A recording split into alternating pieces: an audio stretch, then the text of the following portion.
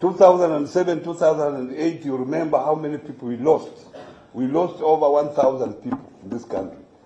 2013, it was the same. 2017 is the same.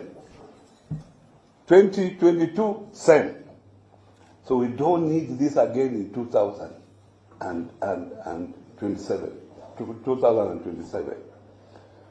And you have been given an opportunity to sort out this. And in any disease, if a doctor has to treat it, he must know what disease you are suffering from. He must carry out tests to know before he subscribes the medicine you have to choose. So that's why you are saying that if we have to come up with proper laws that will help us have free and fair election in future, the server must be open. And secondly, the issue of cost of living. And these two are the most critical. Others can be added here and there. But these two are critical. Because sorting out the issue of cost of living is the easiest.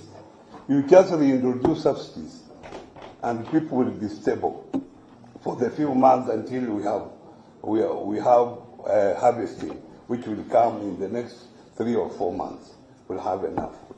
So, ladies and gentlemen, I want to appreciate you as the chairman of the Executive Council of ASMIO, that this is a journey that we must be together, and I thank very much, having been a former governor, the governors who have worked with us up to this moment.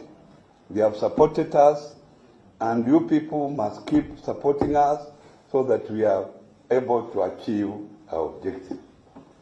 Kwa hayo machache, Bwana Kioni, karibu na wewe useme yako ya huko na kule Central unaongea, karibu.